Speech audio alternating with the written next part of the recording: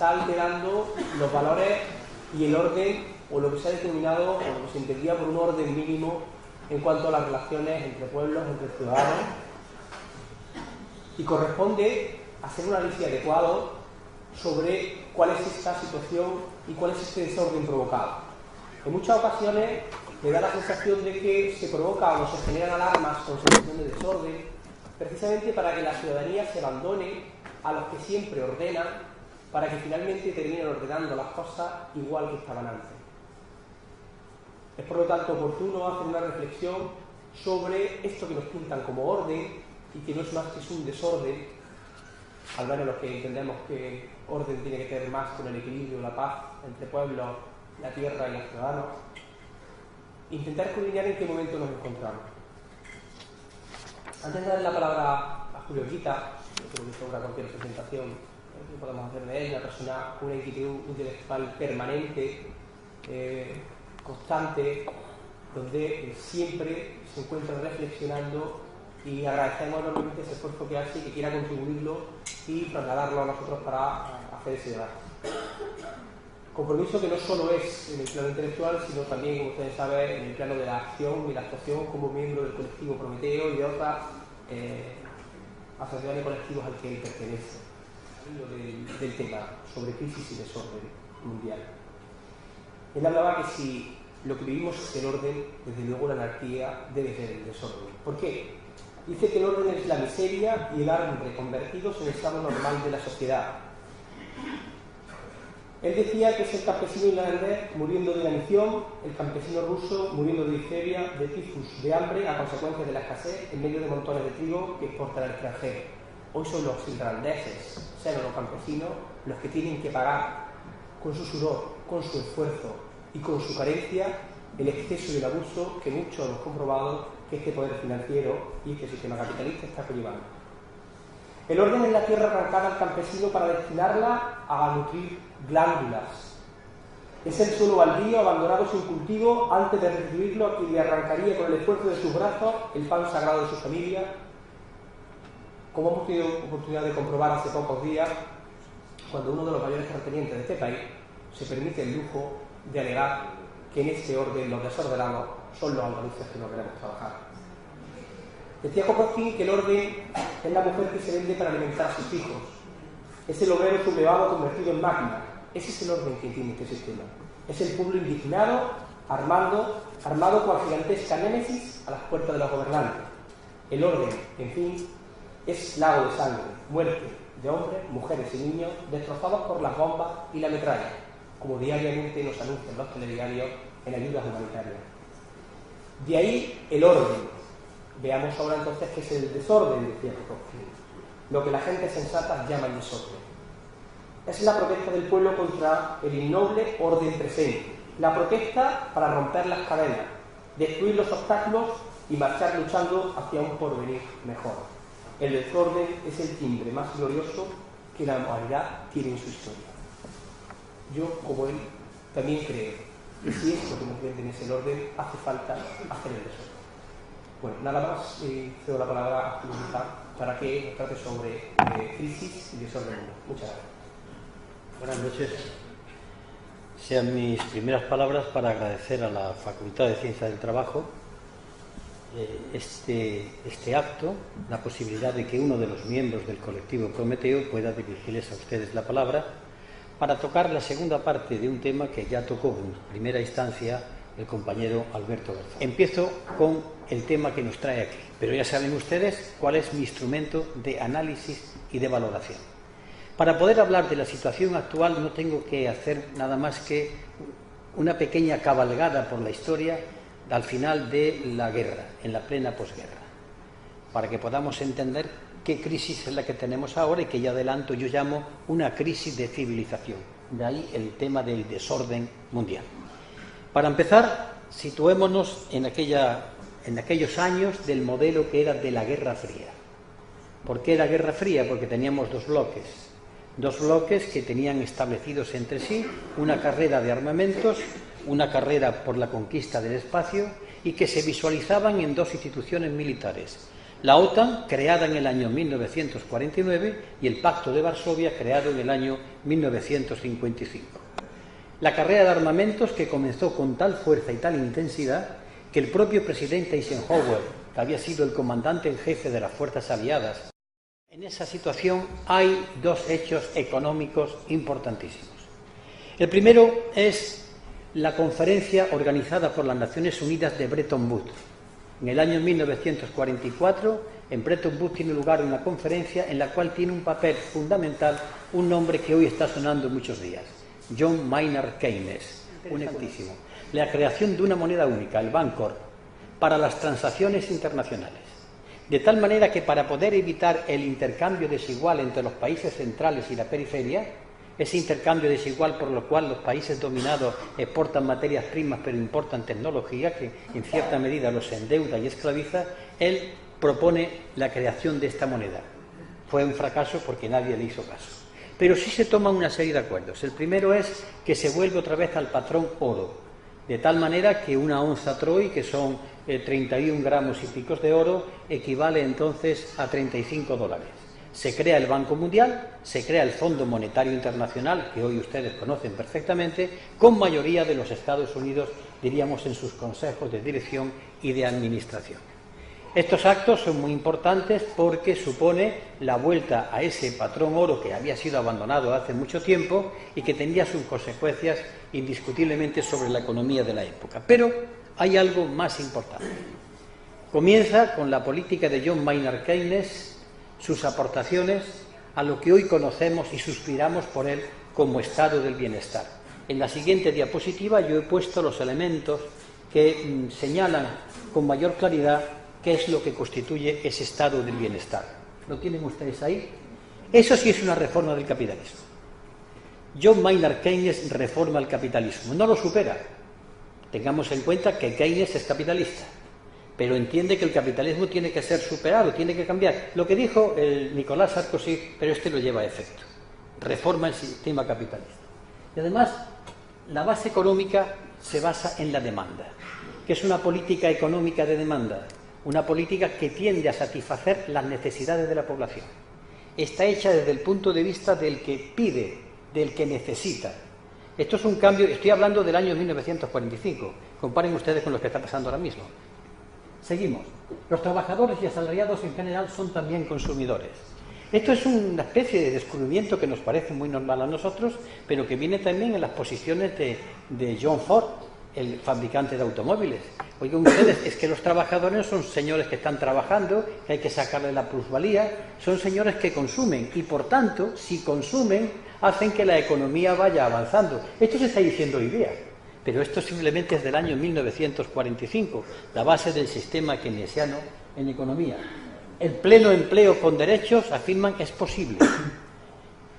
El Estado protagoniza la macroeconomía, la iniciativa privada la microeconomía. Esto está clarísimo. El Estado interviene, el Estado planifica. El Estado dice la economía va por aquí y a partir de ahí la iniciativa privada, con toda su capacidad que tiene, pero tiene que someterse a las directrices económicas basadas en la demanda. El Estado y sus administraciones públicas redistribuyen con fiscalidad progresiva la renta a favor de la mayoría. Atiendan a esto. A través de los impuestos, el Estado y sus administraciones, gravando a los que más dinero tienen. En Estados Unidos, cuando se aplicó esto con el presidente Roosevelt, el capital llegó a pagar el 94% de sus ingresos. Díganse ustedes ahora, a los que están por aquí, el 94%.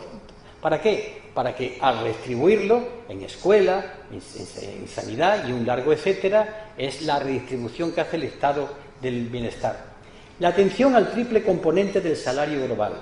Todos sabemos que el salario tiene tres componentes: el sobre, salario directo; el indirecto, que es lo que recibe cualquier ciudadano trabajador, que es la educación, que es la salud pública, que es el transporte; y después el salario diferido, que es la jubilación.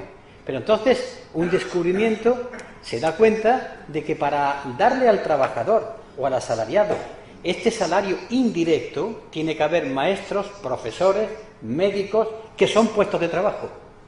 Es decir, él encierra la clave desde una perspectiva puramente capitalista, pero va dando un modelo bastante importante en aquella época. El keynesianismo además supo aprovechar una fuerte onda expansiva, cosa que en España no ha sido posible. La onda expansiva, montada sobre una burbuja, como ha sido la burbuja inmobiliaria, no ha sido utilizada para crear puestos de trabajo. Cuando la burbuja se rompió, aquí tenemos el paro. Y después es una respuesta a la Gran Depresión que se originó en el año 29. El keynesianismo no es ni más ni menos que la respuesta inteligente de uno de los suyos, del sistema capitalista, a la crisis de 1929. Ahora bien, los años 60 y 70 es donde tiene lugar el auge del estado del bienestar en todo Occidente. Aparece la Comunidad Económica Europea, aparece el Tercer Mundo, comienza una serie de guerras, de enfrentamientos que van acompañados por distintos países que van accediendo a la independencia. Comienza una conferencia, un tercer grupo frente a los dos colosos que se amenazaban, que eran los no alineados. Pero comienza un hecho importantísimo. El Tercer Mundo tiene entonces, en aquella época, 600.000 millones de deuda. El problema de la deuda no es de ahora. Tenemos a continuación un hecho importantísimo que nos viene a explicar lo que está pasando ahora. El presidente Nixon, en el año 1971, por decreto, anula la convertibilidad en oro del dólar.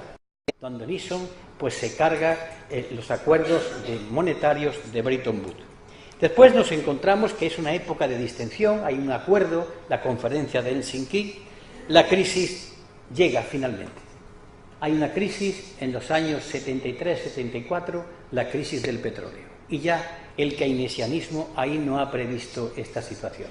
No solamente por el encarecimiento de materias primas, sino porque además hay una crisis, como son todas las crisis, esto ya lo vio Carlos Marx, de sobreproducción.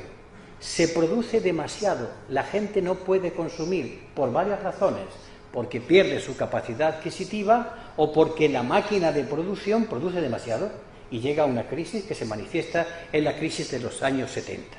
Y esta crisis además porque aparecen en el escenario nuevos protagonistas. Por ejemplo, nos encontramos que países como Alemania, Japón, Brasil, Taiwán, Corea del Sur comienzan a producir y a competir con Occidente.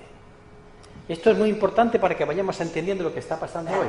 Aparecen nuevos productores que inundan un mercado mundial que, por otra parte, no es un mercado que esté perfectamente abastecido, porque hay una cuarta parte, entonces, de seres humanos que pasan hambre. Después nos encontramos con una gran desigualdad entre las distintas zonas del mundo y, sobre todo, nos encontramos con lo que todavía sigue siendo una lacra, el intercambio desigual entre los países centrales y los países de la periferia. Ahora bien, de la misma manera que John Maynard Keynes le dio una respuesta a la crisis de 1929, ¿quién le da la respuesta a esta crisis de los años 70? Pues no se lo da John Maynard Keynes, se la da el neoliberalismo, se la da el capitalismo. ¿Cómo? Una pequeña atención a las características fundamentales de lo que es el neoliberalismo. Las políticas económicas están basadas en la oferta, no en la demanda. Es decir, hay que producir más barato y mejor para conquistar el mercado. Predominio del mercado frente al Estado es lo contrario. El Estado es el que tiene que obedecer a lo que dice el mercado. Fíjense lo que está ocurriendo hoy, estoy hablando de los años 70. Una desregulación del mercado laboral para combatir las rigideces, para buscar, se dice, el pleno empleo. Es decir, para buscar el pleno empleo hay que hacer posible que el despido sea más barato. Este argumento que hoy aparece no es nuevo, ya es muy viejo. Reducciones salariales, el salario, el IPC y la productividad. Hoy, por ejemplo, se está pidiendo que el salario aumente según la productividad. Los trabajadores plantean que ellos quieren que se les suba el salario según sube el IPC, los precios. Lo que yo he perdido de poder adquisitivo por la subida de precios, deme de usted. No, esto es según la productividad. Pero la productividad, ¿qué es? Todos sabemos que la productividad es la cantidad de productos que se hace en un tiempo determinado.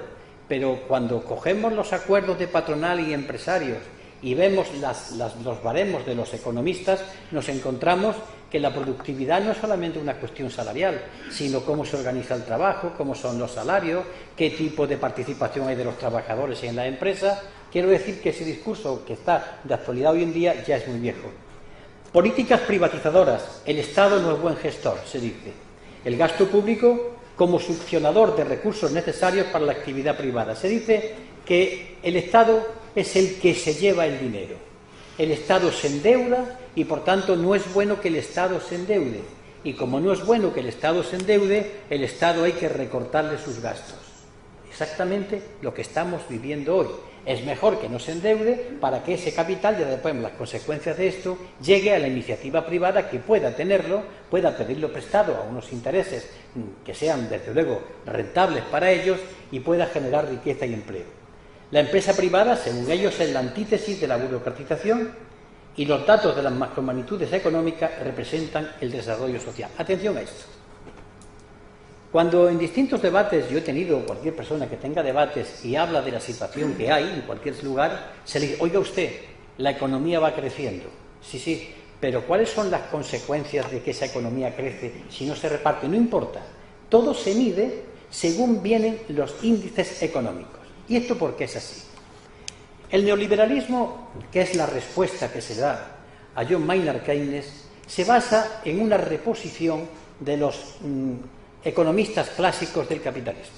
Adam Smith, Malthus, Juan Bautista Say, David Ricardo, todos ellos son hombres del 18, 19, que dan una visión que se llama la teoría clásica del capitalismo. Pero a esa teoría clásica se le añade unos economistas llamados marginalistas, como Walras, por ejemplo, que es el más emblemático de ellos, que utilizan el análisis matemático aplicado a la economía.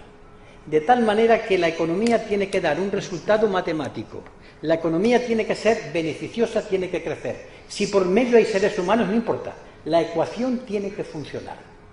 Y utilizan el cálculo diferencial. No es de extrañar, como decía Alberto Garzón, con el que estuve hablando el otro día, que generalmente en las facultades de económica ya no se da historia de la economía. Se da nada más que fórmula, fórmula, fórmula. ¿Por qué? Porque la economía no se contempla desde una óptica de una actividad que hacen los seres humanos, que producen, distribuyen y consumen, sino simplemente de la rentabilidad. Funciona a través del simple análisis matemático. Esto es toda una concepción del mundo. Esta que tenemos hoy en día, que es la dominante, pero que tiene su raíz en aquella época de la respuesta a la crisis del neokeynesianismo. Ahora bien, ¿quiénes son los que dan la primera respuesta? Reagan, Thatcher. Reagan y Thatcher, que lo que hacen no es ni más ni menos que lo inverso que hizo el keynesianismo. En vez de gravar a los ricos para distribuir entre los trabajadores, lo hacen justamente al revés. Y es curioso porque las series numéricas que ha estudiado el profesor Vicente Navarro de aquellos años, el proceso es cómo va pasando. De las rentas del capital van succionando las rentas del trabajo. Las diferencias cada vez se van haciendo mayores, lo cual origina unos desequilibrios tremendos. Y después, cuando al propio capital, con el argumento de que, evidentemente, si el capital no se le grava con impuestos, podrán invertir, a partir de ahí llega lo que se llama en la técnica contable y en los debates que hay en el Parlamento, el gasto fiscal. El gasto fiscal no es ni más ni menos que las cantidades que el Estado le perdona o le deja de cobrar a la empresa. A través de exenciones, deducciones, bonificaciones, ese gasto fiscal cada vez es más superior hasta llegar hoy a unas cantidades verdaderamente importantes. Se privatiza el sector público, se privatiza la banca pública y se incrementa la diferencia. Ahora bien, en el orden político hay una distensión en aquella Europa, pero ocurre algo fundamental. Todo esto verán ustedes por qué lo estoy contando al final de mi intervención. Reagan pone en marcha una visión militar llamada la Iniciativa de Defensa Estratégica o Guerra de las Galaxias, que es, en aquella época, el costo eran 3 billones de dólares. Frente al adversario, frente al otro coloso, el coloso soviético, que no puede aguantar este pulso. Pero la carrera de armamento no es solamente una carrera por la supremacía militar, es también una carrera por los beneficios cuantiosos de todo el entramado de fabricantes de armamento que viven de esto y explotan las condiciones para que el armamento sea una necesidad. Ya veremos las consecuencias de esto en la construcción de la Unión Europea. Y bien, esta respuesta realmente fracasa. ¿Por qué? Cogiendo sus datos, los datos de ellos, observamos cómo el crecimiento en pleno estado del bienestar de los países de la OCDE, que son 34 países, los más punteros dentro del orden económico es el 3,5%, en el 70 el 2,54%, en el 80 el 1,4% y en el 90 el 1,1%. Es decir, el crecimiento económico que esperaban no se produce. Entonces se pasa a una segunda fase. Una segunda fase que es una vuelta de tuerca y que es lo que conocemos con el nombre de la globalización. La globalización la podemos situar su auge en torno a los años finales de los 80, toda la década de los 90, y es una operación del sistema que básicamente es una rápida integración de todos, de los países capitalistas, de los precapitalistas, de los no capitalistas, el caso de la China de entonces, en la economía global de mercado, ganando acceso a un mercado barato, a salarios por los suelos, accediendo a fuentes de materias primas, es decir, el mercado se internacionaliza y da la vuelta al globo. Se liberaliza el comercio, entonces cuando se crea la Organización Mundial del Comercio, comienza la llamada Ronda de Uruguay, la serie de entrevistas y de intentos de acuerdo para que haya un comercio justo, y China es el paradigma. China se conoce entonces como el país estrella. A mediados de la década de los 90, en pleno auge del neoliberalismo en su fase de globalización, el 50% de los beneficios de las empresas norteamericanas venían de China. Y aquí quería hacer una pequeña apreciación. Cuando se dice por ahí, es que los chinos invaden el mercado, automáticamente se busca la demagogia de la xenofobia de imputarle al chino que nos invade. Pregunten ustedes de dónde vienen los productos. Son empresas americanas, españolas, por ejemplo, Roca. Los sanitarios Roca producen en China. Son muchas empresas españolas que han salido de aquí porque allí lo tienen los impuestos más baratos y son los que fabrican y nos traen aquí. Pero nos encontramos entonces cómo pierde Estados Unidos su capacidad, es decir, las filiales de las empresas de Estados Unidos van haciendo que las empresas madre vayan perdiendo, tal y como estoy planteando en este dato. En la Unión Europea, los tratados de la Unión Europea, Maastricht, Ámsterdam. Ahora bien, la globalización no sería nada más que solamente una visión económica, si no fuese también una filosofía del mundo que nos afecta a ustedes y a mí, sin darnos cuenta muchas veces. Salpica los medios de comunicación, los periódicos, el lenguaje de la calle, y vamos a permitirnos pararnos un momento en esto. En la década de los 90, a principios de ella, desaparece la Unión Soviética y obviamente desaparece el Pacto de Varsovia. Luego, si el enemigo ha desaparecido, si el enemigo ha quedado cao, es obvio que no tiene sentido la carrera de armamentos. Muy bien, pero entonces Francis Fukuyama, un funcionario del Departamento de Estado de Estados Unidos, Departamento de Estado, plantea en su libro El final de la utopía. Y dice, bueno, el comunismo se ha hundido, el capitalismo se ha demostrado que es el sistema vencedor, la historia ha terminado. Es como el que dice, hemos llegado ya a la gloria, ya hemos llegado al fin de la historia. Pero nadie ha leído a Fukuyama todo el libro, porque Fukuyama al final dice una cosa muy importante. Es que el capitalismo es el único que hará posible el sueño de Carlos Marx. Esto ya no lo suelen decir. Es decir, que la sociedad sin clases, la sociedad sin pobres, lo va a hacer el capitalismo porque ya, como el enemigo soviético se ha hundido, él lo va a hacer. Claro, este libro se vendió muchísimo. Algunos que entonces lo leíamos éramos críticos y ¿qué dijimos ante aquella avalancha? Ya esperemos. Ya han pasado unos años y ya estamos viendo el resultado de aquella profecía. Pero hay algo más. Y esta me ha visto a mí ya como diputado en las Cortes españolas. En el año 1999, ante, si no la indiferencia, la falta de información de los españoles, la OTAN se reestructura. La OTAN que hay ahora no es la que nosotros votamos que sí o que no en el año 1986. Se nos escamotea en el debate que aparece una nueva OTAN, que se da de la posibilidad de intervenir en cualquier parte del mundo, cosa que la OTAN, que se votó en el año 1986, no tenía. Se hace en un simple debate parlamentario, los medios de comunicación no dicen nada, y todo lo que el pueblo votó, aquellas condiciones del 86, se tiran en el basurero, han ido calando en la propia sociedad y en la propia gente.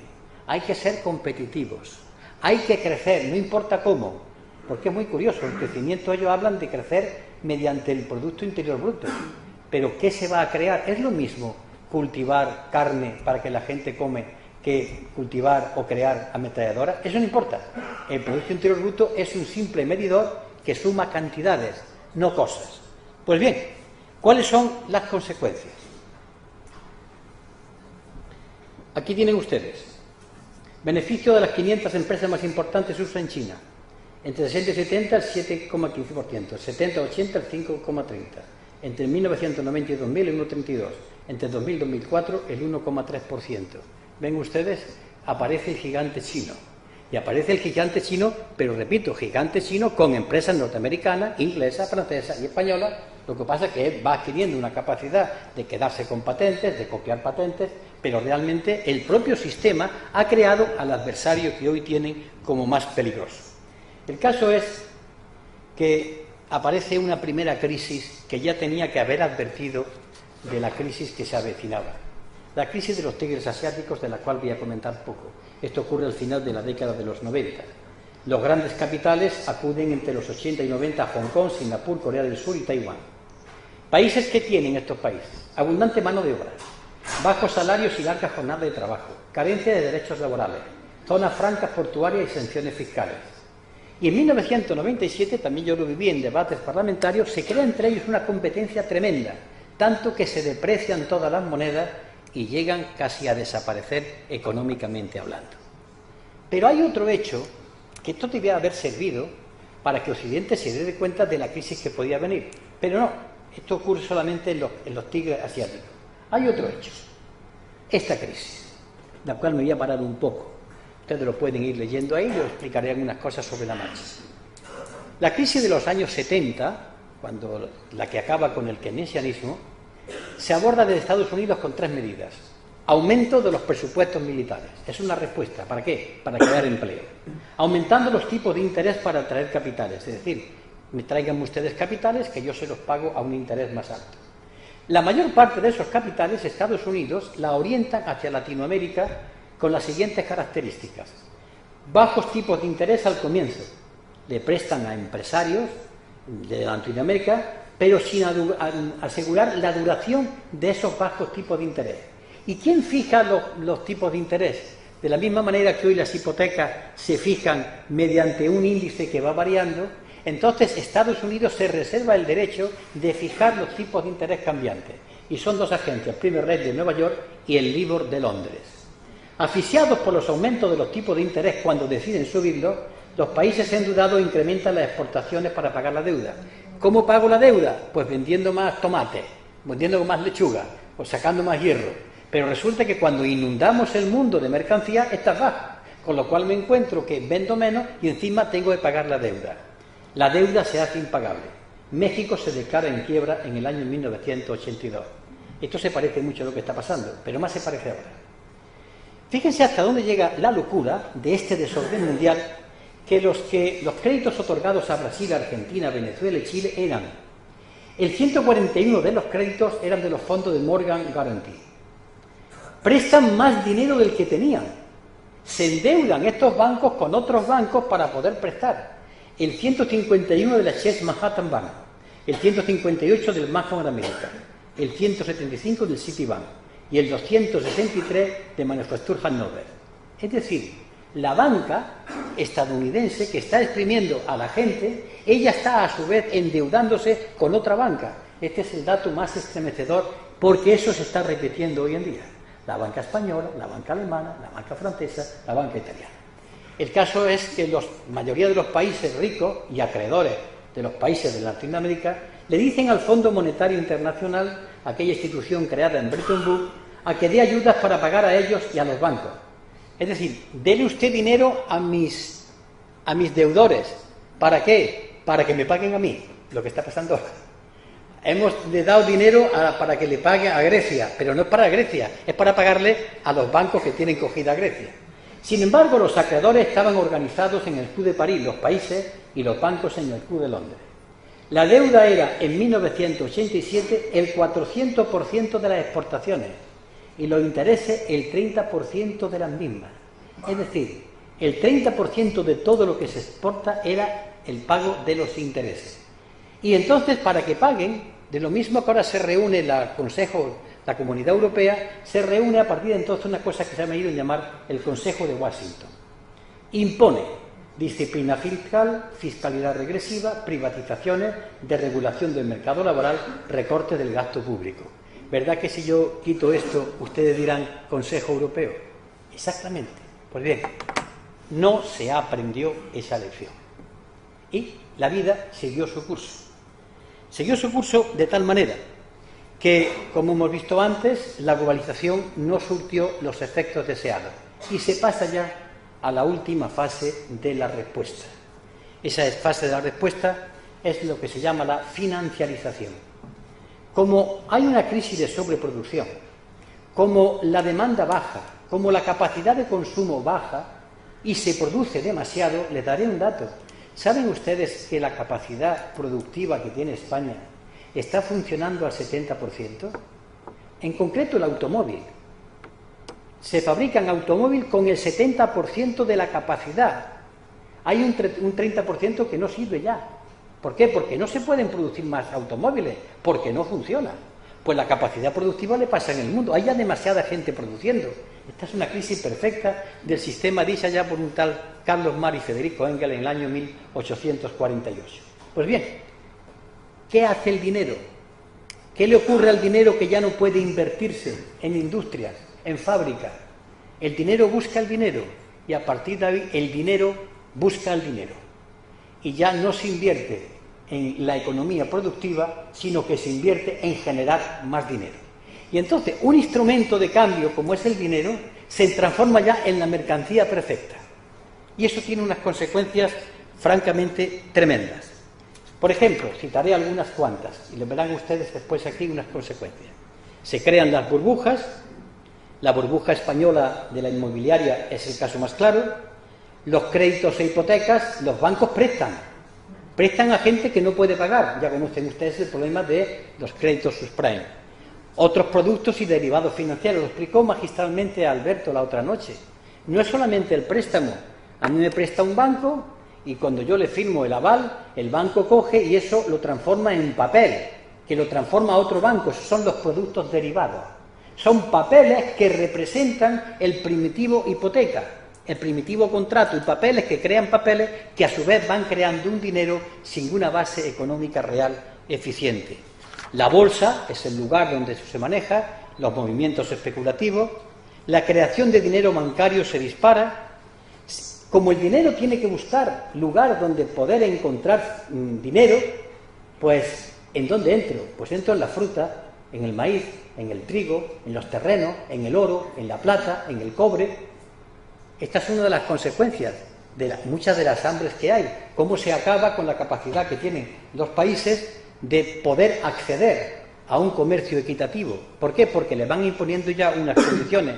Los paraísos fiscales, la búsqueda de dinero para invertir fondos de pensiones, pues esa desesperación porque el Estado no gaste, porque hagan ustedes unos fondos de pensiones, porque ya se le ha pedido al gobierno español, ya se le pidió hace cuestión de 2 años, por parte de la COE, que ellos querían administrar el dinero de la Seguridad Social, ni más ni menos quieren capitales para poder utilizarlos en esta maquinaria que va persiguiendo la creación de dinero. El caso es que, miren ustedes, ahí tienen ustedes lo que podemos hablar, los distintos apartados de lo que se llaman agregados monetarios.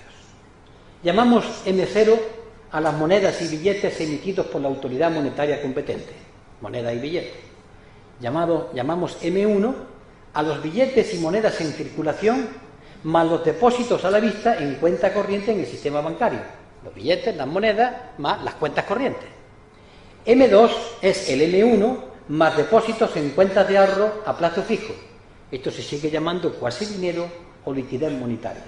Se llama M3 a la M2 más depósitos a largo plazo, liquidez ampliada. Y M4, M3 más apuntes contables, voy a aclarar esto, de operaciones de largo alcance, monetización del déficit. Vamos a ver M4. La M4 es la M3 más apuntes contables. Cuando el gobierno americano necesita dinero, recurre a la Reserva Federal, que por cierto es un ente privado, no es del Estado, es una cosa que no se sabe, y le dice, necesito tanto, puede usarlo.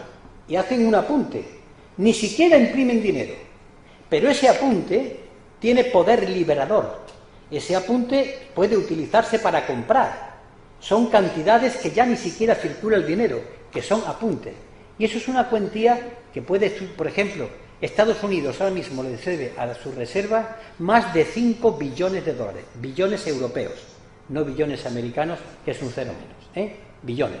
Claro, esto se ha vuelto de locura, y de tal manera que si a ello lo añadimos con interrogación, es algo que yo me he permitido colocar ahí consultando a algún que otro economista amigo y solvente, podríamos hablar de M5 paraísos fiscales, el dinero negro es evaluable por aproximación. Sumándole esto y creyendo lo que pueda haber en paraísos fiscales, nos da una masa monetaria que les voy a leer las consecuencias. Desde 1980, la masa de bienes producidos se ha multiplicado por 10. Es decir, las cosas que se han fabricado se han multiplicado por 10. Pero el M3 se ha multiplicado por 800. El dinero ya ha desbordado la propia realidad física sobre la que se supone está asentado.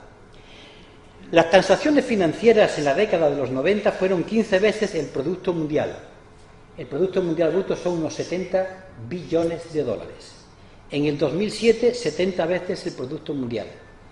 El Producto Mundial son, en estos momentos, como he dicho antes, unos 70 billones de euros. Las transacciones monetarias diarias se mueven entre el 180 y 200% del Producto Interior Bruto Mundial. El desembolso de los rescates y operaciones de saneamiento llegará al 25% del Producto Interno. Es decir, las ayudas a la banca va a llegar al 25% de estos 70 billones de Producto Interior Bruto. Ahora bien, ¿qué orden internacional? He hecho una galopada, pero ustedes ya están en situación de entender de dónde viene el problema. Y esta galopada, ¿qué clase de crisis tenemos en lo alto? Por supuesto que la crisis que comenzó en el año 2007 y que ya sabemos lo que ha pasado en Europa, se explicó aquí, y que la damos ya por salida. Pero hay una serie de datos que hay que meter aquí como ingredientes para tener mejor instrumental de análisis. Mire, demografía. La población dentro de 15 años tendrá 8.000 millones de habitantes y con desigualdades enormes y crecientes en el seno de la misma.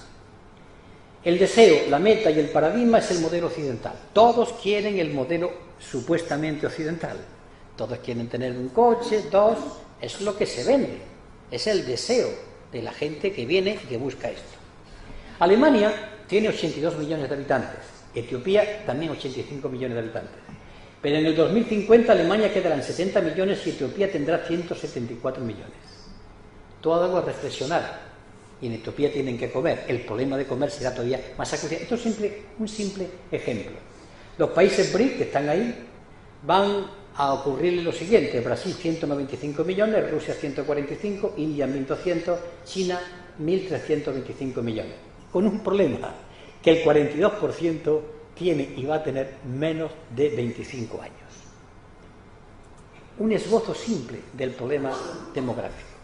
La huella ecológica es un concepto que, como dice ahí, aparece en 1992 a través de los estudios de William Rees. Se define como la comparación entre la demanda humana sobre la naturaleza y la capacidad de la biosfera para regenerar recursos. Se toma como modelo el concepto de huella ecológica promedio ideal para los 7.000 millones de habitantes del planeta, al día de hoy. Una huella media. Nosotros necesitamos exactamente 1,7 hectáreas para los bienes que producen, lo que tenemos para instalarnos normalmente sin agredir al medio ambiente. Muy bien, ¿de qué manera? Un 0,25 a agricultura, un 0,6 a prados, bosques y ganado, un 0,6 a mar, pesca, 0,25 a otros, ciudades, carreteras, servicios, energía, materiales. USA en estos momentos consume 10,3 hectáreas frente al 1,7. Bangladesh 0,6 y España el 3,8. Lo del fracaso de la ronda de Doha, todas esas cosas ya lo tenemos claro. Pero este es un simple dato. Yo no puedo aquí hacer toda una disertación sobre el problema del medio ambiente, pero sí dar unos apuntes que expliciten ante lo que estamos. La crisis del petróleo. Hacia 2020-2040 se agotarán las reservas conocidas. Lo que pasa es que aparecen otras, pero digo las conocidas. Hoy se consumen 77 millones de barriles diarios, 140 millones en el 2020. Casi doblar. Para cambiar la actual estructura de comercialización y producción del petróleo, cambiarlo, es decir, otra fuente de energía, e intentar aprovechar los canales que tenemos desde barcos, desde infraestructuras, pues harían falta la cantidad de 10 trillones americanos de dólares para poder hacer la sustitución. El problema de una magnitud tremenda. En los últimos años se ha calentado el planeta más de 1 grado, cosa que ya es conocida. Desigualdades. Esto también el profesor Navarro incide mucho en esto. El otro día apareció en la prensa un estudio de la OCDE, la brecha salarial, no la diferencia entre pobre y rico, sino el de salario, o sea, de la gente que trabaja, porque el pobre es que no trabaja. Digo, la diferencia entre los salarios se ha remontado en más de 30 años. Ha crecido la desigualdad antes de las 2 grandes crisis de los últimos 100 años.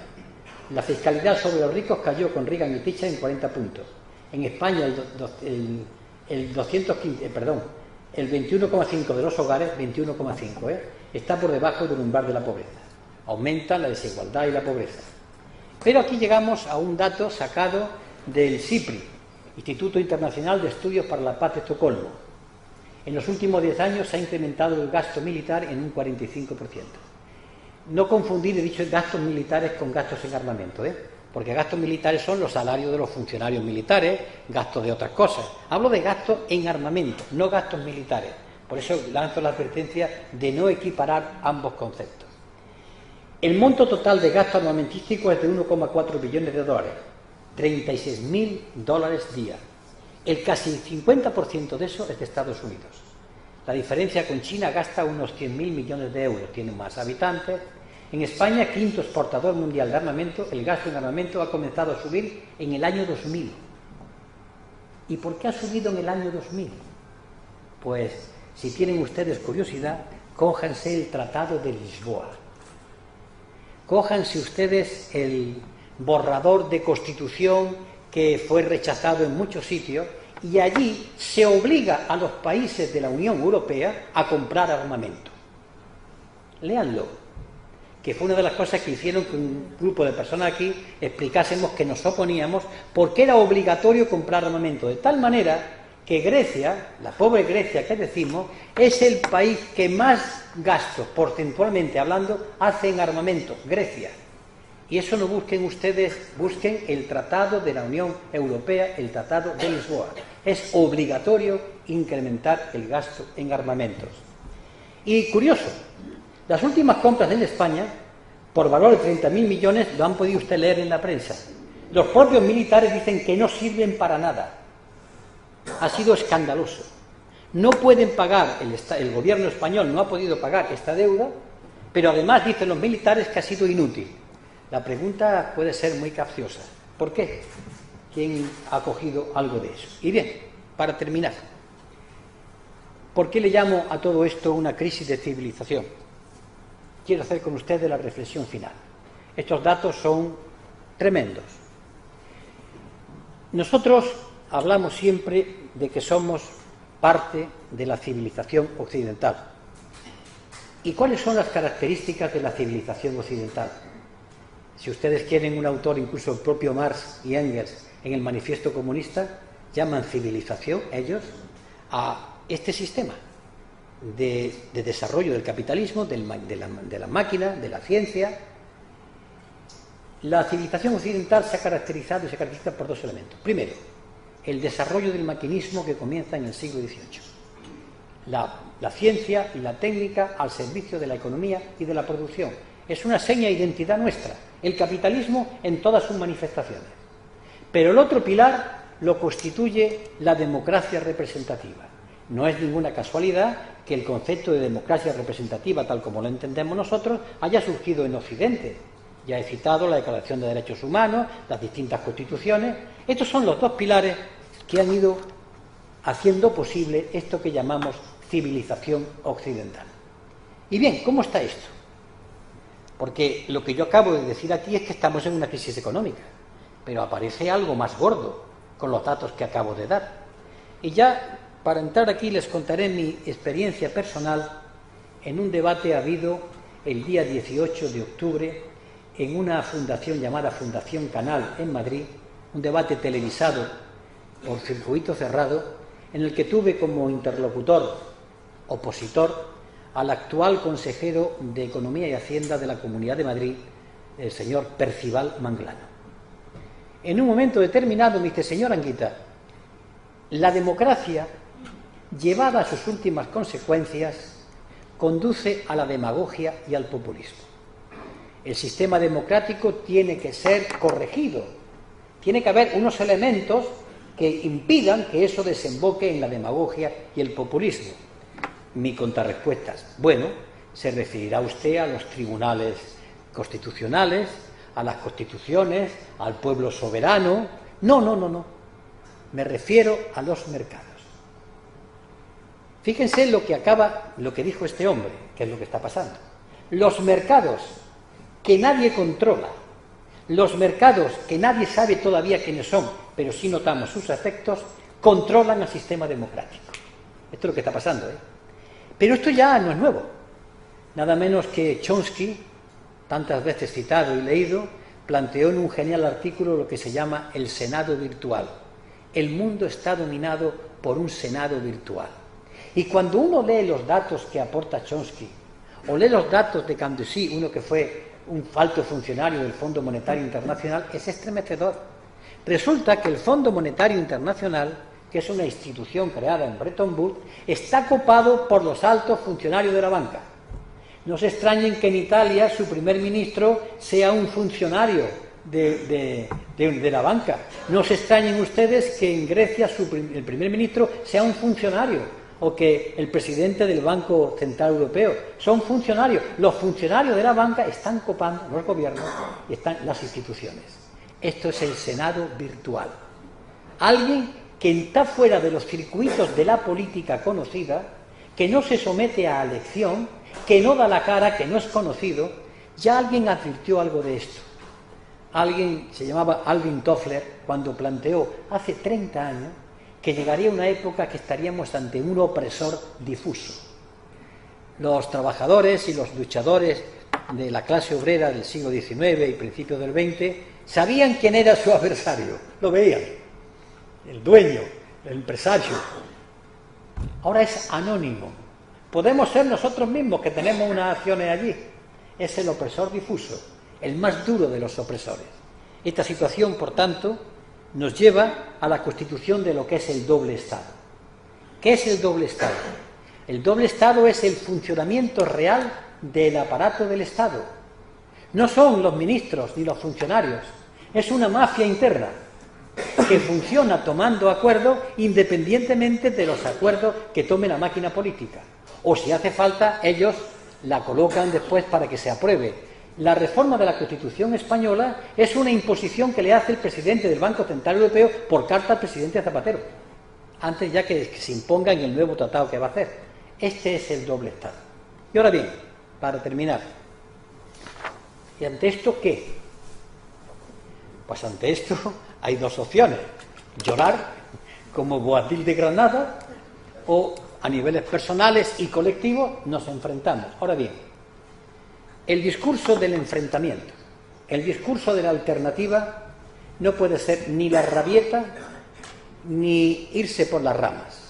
¿Dónde está el núcleo del enfrentamiento? ¿Dónde está la esencia de la radicalidad de la oposición? En dos consideraciones. Frente al discurso oficial que habla de la economía como una ciencia matemática, hay que decirle lo siguiente. Miren ustedes, la economía está a obedecer las órdenes de lo que le diga la política. Y cuando digo política no hablo de políticos, hablo de la ciudadanía. La economía no es una ciencia de fines, es una ciencia de instrumentos. Y si sirve, sirve, y si no, se cambia de política económica. Segunda, la economía está a las órdenes de la salvación de la biosfera. Y si la economía no sirve para que la biosfera se salve, se cambia de economía. Esto es duro, pero es el discurso del rompimiento. Antes de llenar las calles de protestas, hay que meterse esto aquí. Que la economía está al servicio de, y si no, se cambia la economía. Hay una frase de Keynes que como ya he dicho anteriormente, no era compañero mío de partido, ni mucho menos, pero que dice, bueno, es que si en un momento determinado hay que pagar por hacer hoyos que no sirvan, se paga por hacer hoyos, porque la gente necesita un trabajo.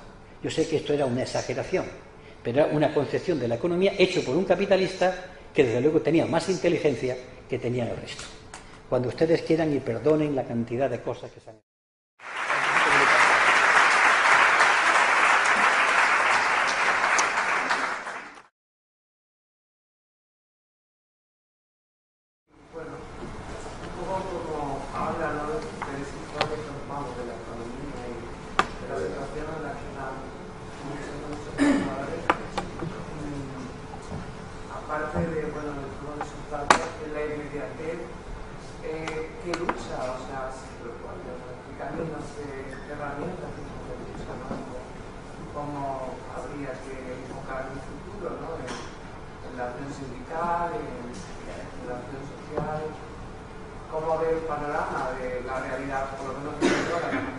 ¿Qué lucha?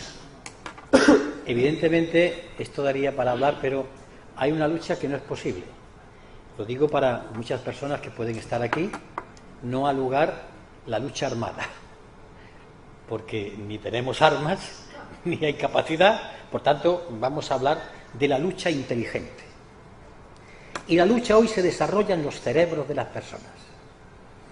Es una lucha de mente contra mente. Y los que luchamos con la mente tenemos que demostrar con el ejemplo personal que puede haber otra concepción de la vida.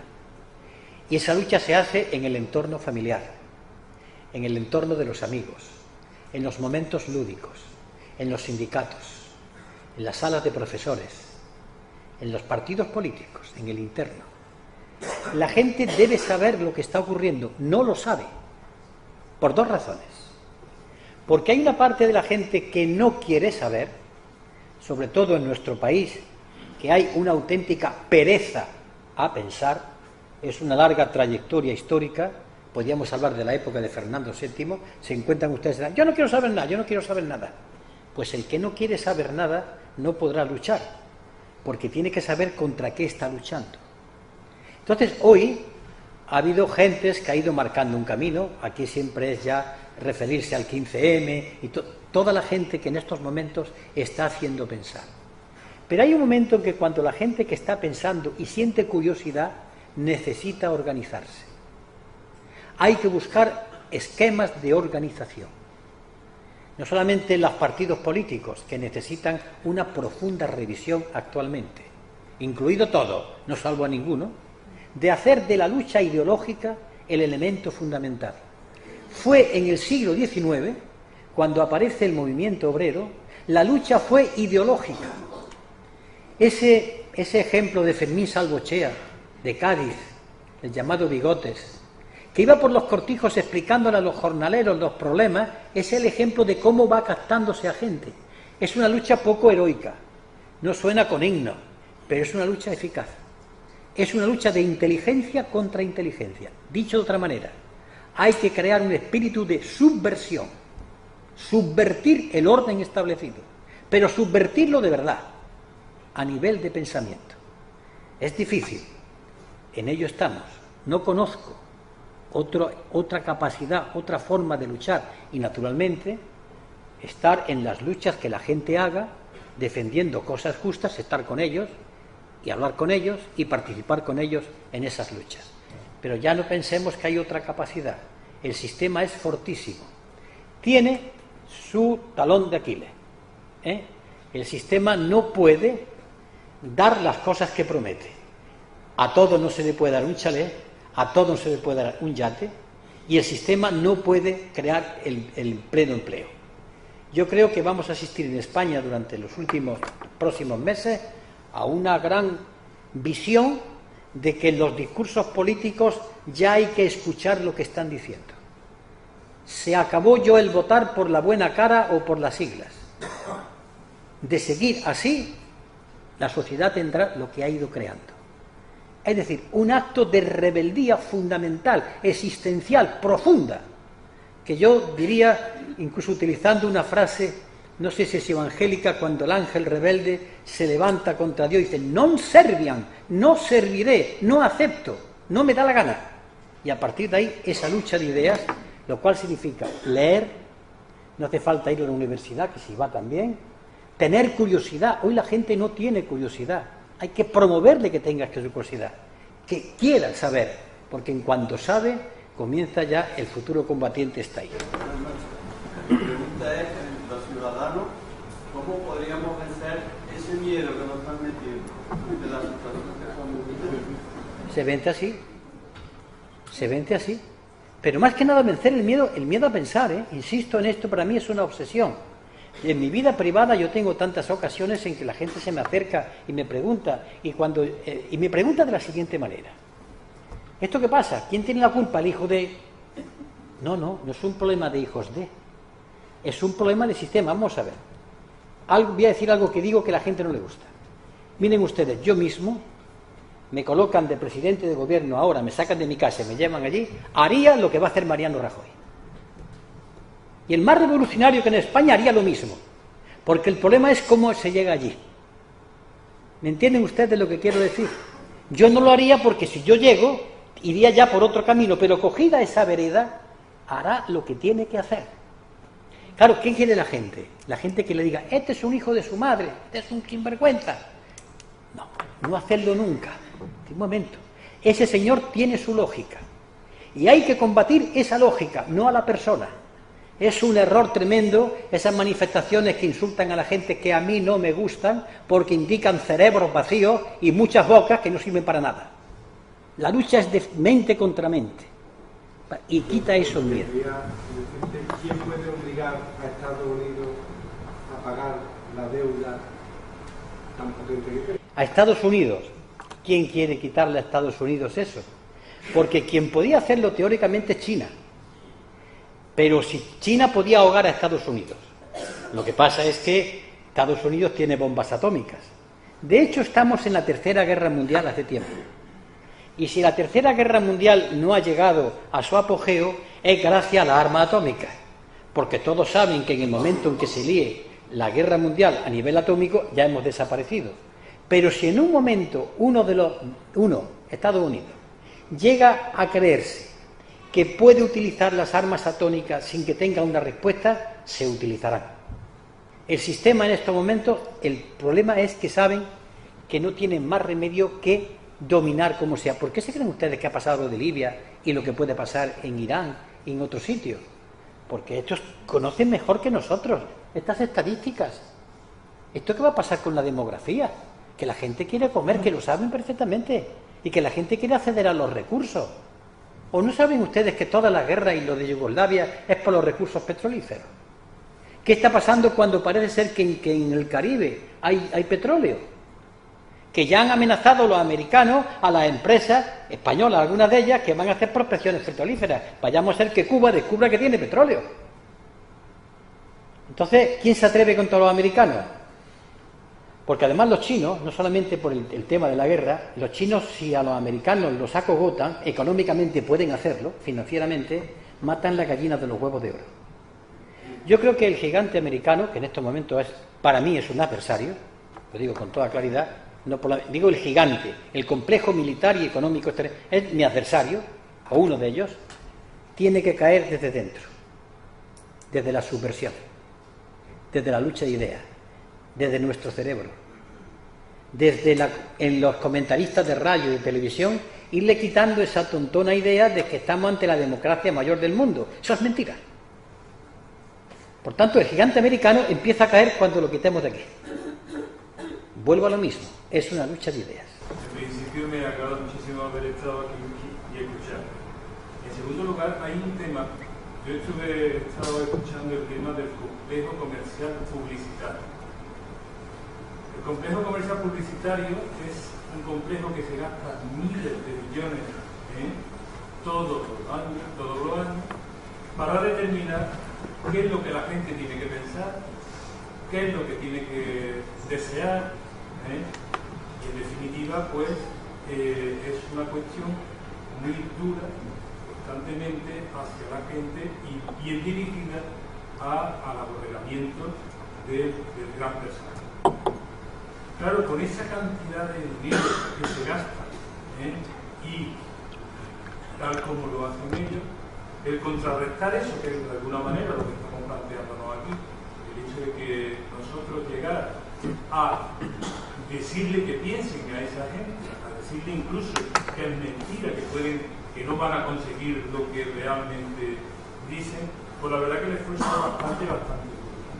Es verdad que con eso nos lleva a la cuestión de decir, la organización que nosotros tendríamos que hacer para la batalla que nos viene es una organización férrea, dura, y intentar el hecho de la cuestión más democracia, como se está planteando aquí, pues yo lo pongo en duda y por eso lo pregunto. ¿Realmente con esa batalla que realmente tenemos que hacer se puede conseguir siendo cada vez más democrático, dejando a la gente que de esta forma de participación que se está planteando ahora, ¿no? ¿O no? Esa sería un poco la... Hay un pensador, el 19, Augusto Blanqui, que hablaba de que la transformación social era obra de una minoría bien organizada. Esa visión que se llama blanquismo es una visión que encaja perfectamente con ciertas concepciones de determinados partidos de izquierda. Es un fracaso, porque solamente sirve en los momentos como sirvió esta concepción, olvidando que había una base que participaba en la propia Unión Soviética. Descomposición y caída del Estado burgués con Kerensky al frente. Toda organización de pocos pero buenos y selecta conduce a la dictadura. Porque ¿quién define la calidad de lo que es bueno? Es una tentación que siempre nos pasa por la cabeza. Estamos los justos, los buenos. ¿Y dónde están los demás? Es la teoría de las vanguardias, que se alejan tanto de la realidad que se pierden de vista. El problema es ligarse a la realidad, para lo cual hace falta una determinada organización que tenga la capacidad del rigor en el análisis, de la voluntad de permanecer unida, desde la honestidad política y la honestidad personal, cosa que está fallando hoy en muchas organizaciones políticas, que no hay personas ni honestas políticamente ni honestas en lo personal. Es otra cosa. Y con la capa de lo político lo cubren todas las miserias y las mugres que llevan dentro. Pero la democracia entendida no como ese coro idílico de personas tocando el arpa, sino como lucha y tensión. La democracia es tensión, es lucha, es organización. Por lo menos eso es mi visión. Yo le huyo mucho, teniendo en cuenta las experiencias históricas, de las distintas variantes de Blanqui. Porque, repito, en casos ha habido en donde esa organización de pocos pero buenos toma el poder, pero al día siguiente de la toma del poder tiene que gobernar para una gran cantidad de gente y tiene que asumir problemas, realidades. Pondré un ejemplo. De los dos personajes gigantescos de la Revolución Cubana, admirándolo a los dos muchísimo, yo me quedo con Fidel. Porque Fidel se quedó a sufrir los problemas en La Habana. Los problemas de los cubanos, que están muy bien en el clima y, compañero presidente, vamos a trabajar, si hay que trabajar, muchachos. Y los problemas económicos, y los problemas del bloqueo. Esa es la grandeza, quedarse ahí. Y repito, la otra grandeza también, pero para mí es de otro rango. Y este es el reto. Lo otro es, puede servir en un momento de una batalla, de una guerra, pero automáticamente todo poder tiende a enquistarse. Es una ley de la historia. Todo poder tiende a hacerse iglesia, a perpetuarse. Y no quiero citar nombres de días próximos, a hacerse poder. ¿Por qué? Porque el poder se reproduce. Es algo que lleva dentro. Y sobre esto habría que hablar. Julio, aunque sea política ficción, ¿qué papel piensas tú que podrían tener los países emergentes, BRIC, en un futuro económico mundial, ¿no? ¿realmente serían capaces de quitarle la supremacía al gigante americano o incluso a la Unión Europea? ¿Qué papel jugarían todos estos países? Brasil, India, China, Rusia. Los países BRIC, es que, vamos a ver, los países BRIC no son los países BRIC, están las burguesías de los países BRIC y los trabajadores de los países BRIC. Claro, el problema que tiene en nuestro lenguaje hablar de Rusia, de Brasil o de Estados Unidos es que eso es una ficción. Como hablar de España es una ficción. Es cuando decimos, España ha exportado, España se va a apretar el cinturón. No, ¿qué españoles se van a apretar el cinturón? Y en Brasil y en India hay burguesías, burguesías explotadoras, en perfecta connivencia con la burguesía americana. Porque por encima de esto está la lucha de clases, cosa que hasta hace 10 años estaba vista con santo horror. Y ya economistas tibios ya empiezan a reconocer que la lucha de clase existe. No es un invento de Carlos Marx, fue un descubrimiento, que no es lo mismo invento que descubrimiento. Existe. Y yo no espero mucho de los países BRIC, Juan, porque tocando a rebato, sus propias burguesías van a tocar rebato con Estados Unidos. El caso de Putin es un caso paradigmático, porque Putin es un hombre que representa los intereses de determinada oligarquía rusa, de tipo mafioso. Pero si se ha puesto en determinada situación es porque ha visto que los Estados Unidos le están rodeando de base. Porque Estados Unidos tienen clarísimo que hay que dominar a Rusia y a China, por los intereses estratégicos del petróleo, de las fuentes energéticas. Yo lo que espero de esos países, de Brasil y demás, es que de dentro surge algo que lo haga cambiar. Pero los países como tales países, yo espero que Alemania, pues estamos apañados. Yo espero de los trabajadores alemanes si se despiertan. De la señora Merkel no espero nada, pero ella también es alemana. No espero nada de Estados Unidos. Espero algo de los que hagan esos llamados indignados en Estados Unidos que parece, a ver, es una pequeña lucecita, pero de los estados como tales estados no espero nada.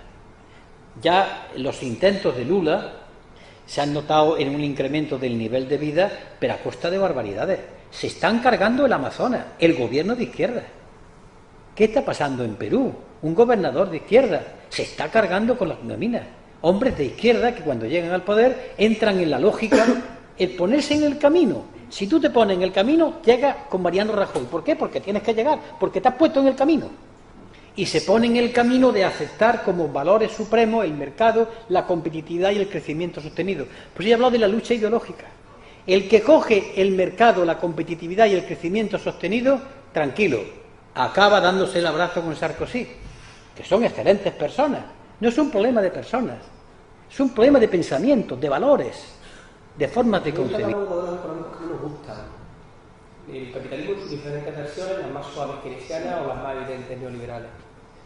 Yo no sé si también toca el momento de ir planteándose que otro modelo de organizar la economía y la producción debemos empezar a rascar, a intentar hacerlo realidad en espacios también cercanos, como señalaba, y si atizas algo sobre cuál sea o cómo se fundamenta ese otro modelo de organización de la producción y la economía que no busque o que no lo sea, digamos, que no estamos elegiendo entre el que menos me gusta o el que me disgusta, ¿no? Visto también lo que la historia también nos ha deparado en este aspecto, ¿no? En los diferentes bloques que señalabas antes y las consecuencias también que eso supuso. No sé si también para construir hay que empezar a construir también desde lo que se produce, ¿no? Bueno, aparecen cosas que a mí me llaman mucho la atención, que parece que no tienen fuerza, cooperativas. Yo creo que hoy todo intento de contestar a esta sociedad no solamente es hacer pensar, sino demostrar que puede haber asociaciones, organizaciones que ya pueden vivir a su manera, que ya los hay. Demostrar que el intercambio no tiene por qué ser desigual. Demostrar que se pueden hacer cooperativas en esto o en lo otro. Demostrar que yo no consumo armamento porque no me da la gana. Por ejemplo, yo no voy a decir qué cosas, yo me he negado a determinados fondos, porque creo que la pensión me la tiene que pagar el Estado español, y ese me la tiene que pagar. No tengo yo que poner dinero para pagar el fondo de pensiones. Y me he negado por principio filosófico. Porque además no sé con ese dinero qué está haciendo el fondo de pensiones. si lo están invirtiendo en cualquier lugar de Alaska o cualquier lugar del África, lo están invirtiendo en armamento? Es posible, por tanto, cooperativas de consumo, cooperativas de producción, alternativas, eso es lo que tú planteabas. Es que la lucha de la rebeldía está ligada a la contrapropuesta. Si la lucha no va ligada a otra forma de vivir personal y colectiva, la lucha es estéril. Lo que ocurre es que la gente necesita que le den la solución. No existe. Es más, yo creo que ustedes debían de decirle a la gente cuando digan, ¿y quién va a dar la solución? Decirle, mira, no existe economista en el mundo, no lo hay, ni lo habrá, que le dé solución a esto. Volver a la rebaja del Corte Inglés, a comprarse lo otro, eso jamás volverá a hacerlo. Se acabó. El problema es volver a hablar, y voy a decir una palabra maldita, maldita por el uso que están haciendo. El problema hay que hablar de vivir con austeridad. Lo que están haciendo no es austeridad, estos son recortes. La palabra austeridad es hermosa, es vivir dignamente, con lo que hay, repartirlo. Y esa palabra se está apropiando, ellos se están aprovechando de la palabra. No, ustedes hacen recortes, lo que yo propongo es austeridad. Uno de los discursos más importantes de Enrico Berlinguer, el fallecido secretario general del Partido Comunista, lo hizo ante los intelectuales, una asamblea de intelectuales en Milán y otra asamblea de cuadros del movimiento obrero en Milán. Y habló el concepto revolucionario de la austeridad. Frente a unas posiciones de izquierda y sindicales que planteaban que los trabajadores tenían derecho a consumir, a costa del tercer mundo. Los trabajadores tienen que ser los representantes de otra manera de vivir. Dicho de otra manera, asociaciones de trabajadores, vuestro papel como reivindicadores solamente del convenio colectivo es un papel simplemente tristísimo. Los primeros sindicatos alternativos hablaron de otro mundo. Si no os transformáis en gerentes y gestores del que hay. Es ponerse en el camino. El problema de esto es ponerse en el camino. No es una cuestión, insisto, para terminar. Hay una tendencia a llamar bueno y malo. Y no es correcto. Estoy seguro que el hombre que mañana se haya presidente de gobierno es una excelente persona, como ha sido Rodríguez Zapatero, y no ese es el problema. El problema es que se colocan en el sitio que los lleva ahí. El problema es no nos colocamos nosotros, colocémonos en otro sitio. Es un problema de opción, de valores, de forma de ser. Perdonen ustedes que me haya extendido. Bien, pues muchísimas gracias a todas y todas por haber asistido a la sesión de hoy. Muchísimas gracias, Julio, por tus palabras y por compartir con nosotros ese debate y esa reflexión que permanentemente nos lanzamos. Muchísimas gracias y nos vemos ya el año próximo en la siguiente.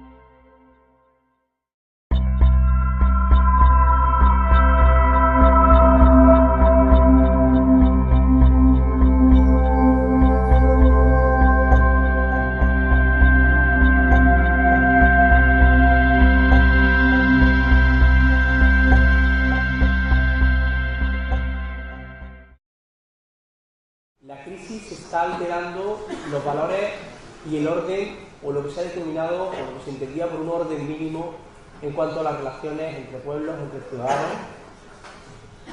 y corresponde hacer un análisis adecuado sobre cuál es esta situación y cuál es este desorden provocado. En muchas ocasiones me da la sensación de que se provoca o se generan alarmas con sensación de desorden, precisamente para que la ciudadanía se abandone a los que siempre ordenan, para que finalmente terminen ordenando las cosas igual que estaban antes.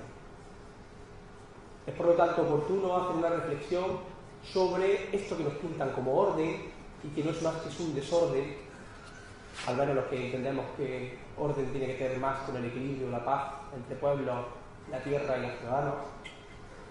Intentar escudriñar en qué momento nos encontramos.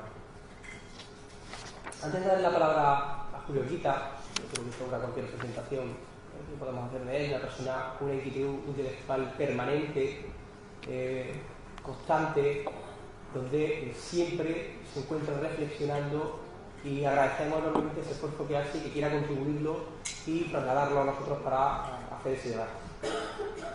Compromiso que no solo es en el plano intelectual, sino también, como ustedes saben, en el plano de la acción y la actuación como miembro del colectivo Prometeo y de otras asociaciones y colectivos al que él pertenece. Del tema sobre crisis y desorden mundial. Él hablaba que si lo que vivimos es el orden, desde luego la anarquía debe ser el desorden. ¿Por qué? Dice que el orden es la miseria y el hambre convertidos en el estado normal de la sociedad.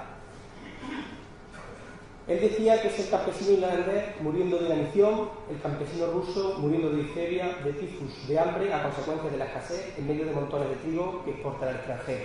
Hoy son los irlandeses, sean los campesinos, los que tienen que pagar con su sudor, con su esfuerzo y con su carencia el exceso y el abuso que muchos hemos comprobado que este poder financiero y este sistema capitalista está conllevando.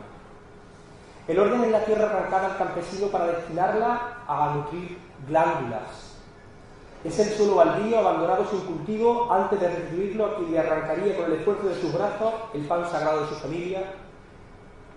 Como hemos tenido oportunidad de comprobar hace pocos días, cuando uno de los mayores terratenientes de este país se permite el lujo de alegar que en este orden los desorden. La crisis llega finalmente. Hay una crisis en los años 73-74, la crisis del petróleo. Y ya el keynesianismo ahí no ha previsto esta situación. No solamente por el encarecimiento de materias primas, sino porque además hay una crisis, como son todas las crisis, esto ya lo vio Carlos Marx, de sobreproducción. Se produce demasiado, la gente no puede consumir por varias razones, porque pierde su capacidad adquisitiva o porque la máquina de producción produce demasiado y llega a una crisis que se manifiesta en la crisis de los años 70. Y esta crisis además porque aparecen en el escenario nuevos protagonistas.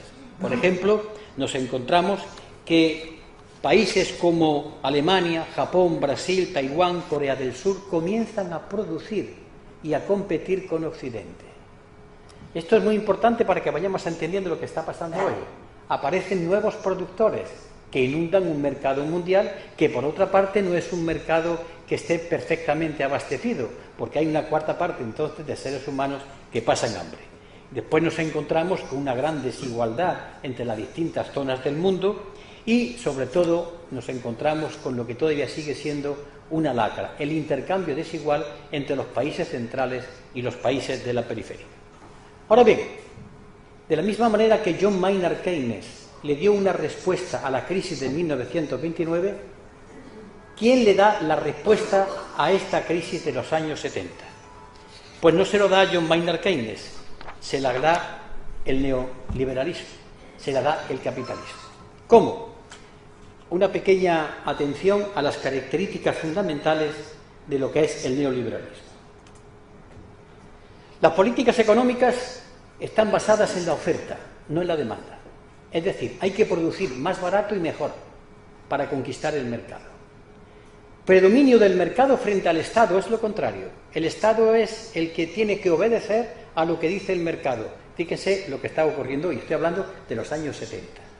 Una desregulación del mercado laboral para combatir las rigideces, para buscar, se dice, el pleno empleo. Es decir, para buscar el pleno empleo hay que hacer posible que el despido sea más barato. Este argumento que hoy aparece no es nuevo, ya es muy viejo. Reducciones salariales, el salario, el IPC y la productividad. Hoy, por ejemplo, se está pidiendo que el salario aumente según la productividad. Los trabajadores plantean que ellos quieren que se les suba el salario según sube el IPC, los precios. Lo que yo he perdido de poder adquisitivo por la subida de precios, deme de usted. No, esto es según la productividad. Pero la productividad, ¿qué es? Todos sabemos que la productividad es la cantidad de productos que se hace en un tiempo determinado. La creación de una moneda única, el Bancor, para las transacciones internacionales. De tal manera que para poder evitar el intercambio desigual entre los países centrales y la periferia, ese intercambio desigual por lo cual los países dominados exportan materias primas pero importan tecnología que en cierta medida los endeuda y esclaviza, él propone la creación de esta moneda. Fue un fracaso porque nadie le hizo caso. Pero sí se toman una serie de acuerdos. El primero es que se vuelve otra vez al patrón oro, de tal manera que una onza Troy, que son 31 gramos y picos de oro, equivale entonces a 35 dólares. Se crea el Banco Mundial, se crea el Fondo Monetario Internacional, que hoy ustedes conocen perfectamente, con mayoría de los Estados Unidos, diríamos, en sus consejos de dirección y de administración. Estos actos son muy importantes porque supone la vuelta a ese patrón oro que había sido abandonado hace mucho tiempo y que tendría sus consecuencias indiscutiblemente sobre la economía de la época. Pero hay algo más importante. Comienza con la política de John Maynard Keynes, sus aportaciones a lo que hoy conocemos y suspiramos por él como estado del bienestar. En la siguiente diapositiva yo he puesto los elementos que señalan con mayor claridad qué es lo que constituye ese estado del bienestar. ¿Lo tienen ustedes ahí? Eso sí es una reforma del capitalismo. John Maynard Keynes reforma el capitalismo, no lo supera. Tengamos en cuenta que Keynes es capitalista, pero entiende que el capitalismo tiene que ser superado, tiene que cambiar. Lo que dijo Nicolás Sarkozy, pero este lo lleva a efecto. Reforma el sistema capitalista. Y además, la base económica se basa en la demanda, que es una política económica de demanda, una política que tiende a satisfacer las necesidades de la población. Está hecha desde el punto de vista del que pide, del que necesita. Esto es un cambio, estoy hablando del año 1945, comparen ustedes con lo que está pasando ahora mismo. Seguimos. Los trabajadores y asalariados en general son también consumidores. Esto es una especie de descubrimiento que nos parece muy normal a nosotros, pero que viene también en las posiciones de John Ford, el fabricante de automóviles. Oigan ustedes, es que los trabajadores son señores que están trabajando, que hay que sacarle la plusvalía, son señores que consumen y, por tanto, si consumen, hacen que la economía vaya avanzando. Esto se está diciendo hoy día, pero esto simplemente es del año 1945, la base del sistema keynesiano en economía. El pleno empleo con derechos, afirman, es posible. El Estado protagoniza la macroeconomía, la iniciativa privada la microeconomía. Esto está clarísimo. El Estado interviene, el Estado planifica.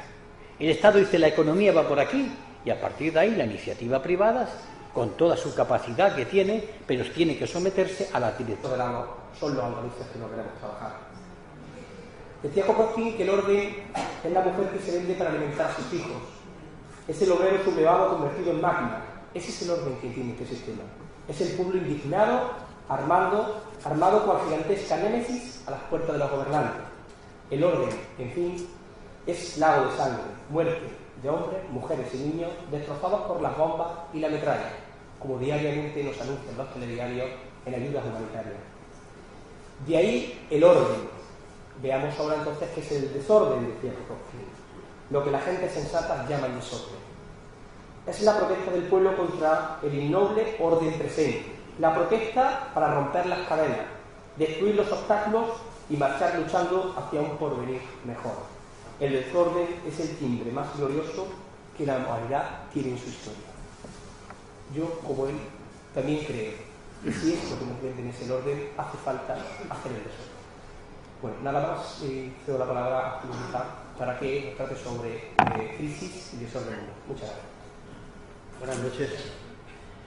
Sean mis primeras palabras para agradecer a la Facultad de Ciencias del Trabajo este acto, la posibilidad de que uno de los miembros del colectivo Prometeo pueda dirigirles a ustedes la palabra para tocar la segunda parte de un tema que ya tocó en primera instancia el compañero Alberto Garzón. Empiezo con el tema que nos trae aquí, pero ya saben ustedes cuál es mi instrumento de análisis y de valoración.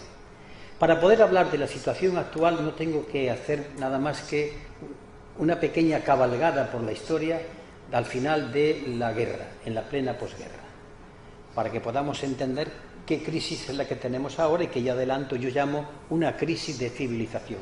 De ahí el tema del desorden mundial. Para empezar, situémonos en aquellos años del modelo que era de la Guerra Fría. ¿Por qué era Guerra Fría? Porque teníamos dos bloques que tenían establecidos entre sí una carrera de armamentos, una carrera por la conquista del espacio y que se visualizaban en dos instituciones militares. La OTAN, creada en el año 1949, y el Pacto de Varsovia, creado en el año 1955. La carrera de armamentos que comenzó con tal fuerza y tal intensidad que el propio presidente Eisenhower, que había sido el comandante en jefe de las fuerzas aliadas, en esa situación hay dos hechos económicos importantísimos. El primero es la conferencia organizada por las Naciones Unidas de Bretton Woods. En el año 1944, en Bretton Woods tiene lugar una conferencia en la cual tiene un papel fundamental un nombre que hoy está sonando muchos días, John Maynard Keynes, unas directrices económicas basadas en la demanda. El Estado y sus administraciones públicas redistribuyen con fiscalidad progresiva la renta a favor de la mayoría. Atiendan a esto. A través de los impuestos, el Estado y sus administraciones, gravando a los que más dinero tienen. En Estados Unidos, cuando se aplicó esto con el presidente Roosevelt, el capital llegó a pagar el 94% de sus ingresos. Díganse ustedes ahora, a los que están por aquí, el 94%. ¿Para qué? Para que al redistribuirlo en escuela, en sanidad y un largo etcétera, es la redistribución que hace el Estado del bienestar. La atención al triple componente del salario global.